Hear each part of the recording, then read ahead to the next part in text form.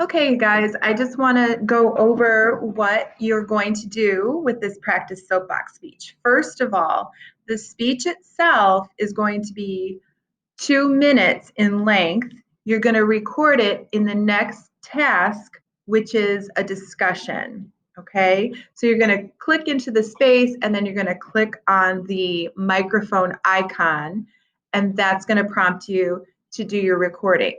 So this is actually the script, if you will, that you're going to be using when you record your speech. So the questions that I've given you in the blue boxes, and I'm going to show you here.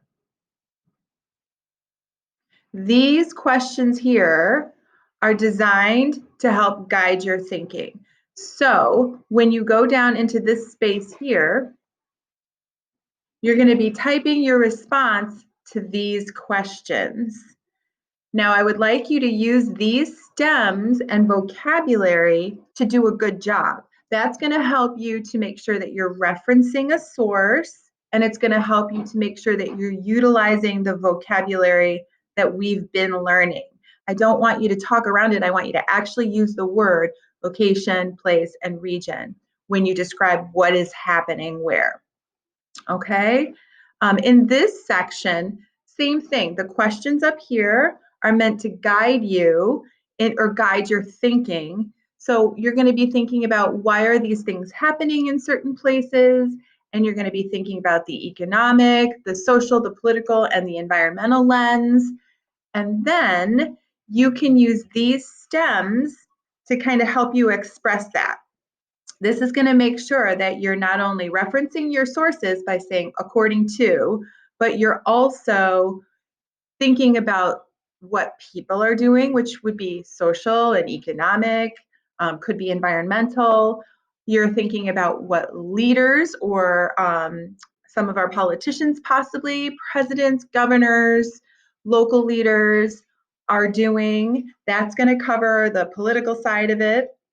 Even when you talk about what people are doing, that could be talking about the political side too, if you're talking about like how people are responding to some of the policies or thinking about their government. Businesses, that's going to tell you how people are interacting with from an economic lens. So you're going to be thinking about like businesses that are opening, universities that are opening, things like that, schools. So I want you to talk using those types of stems. That's going to help you do a good job and cover all of your bases in terms of the different lenses of geographic thinking. This box here, these questions here are new. We haven't really done this yet, but this is where we're going to start to draw reasonable conclusions based on the information that we have gathered. So I want you to start thinking about what all of this means to you.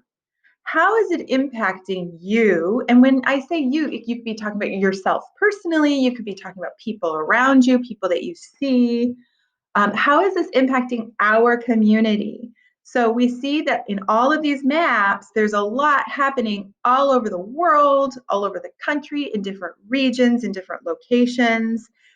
We can see some of the things that are happening in Kane County, but ultimately, how is it all trickling down into our lives? Okay, so that's kind of what I want you to talk about there. And then think about what that means we should do. Logically speaking, what comes next? What should we or leaders or businesses or people in the community do as a result of all of this information? So that's what I'm going to have you think about and put here. Okay. I'm trying to think if there's anything else that might be confusing.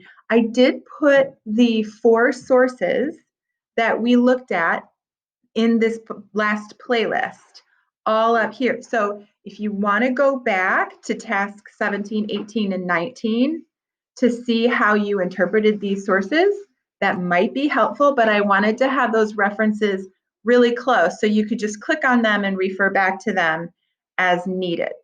Just another quick reminder, whenever you say, okay, so on the West Coast, there are all these cities that have large numbers of cases of coronavirus. If you're going to say something that you learned from the source, You need to identify according to NPR or according to National Geographic. It's very important that you do that, and we want to start getting into the habit of doing that. Okay, come back into the classroom if you have any questions about this and need me to explain anything or if any of this is confusing.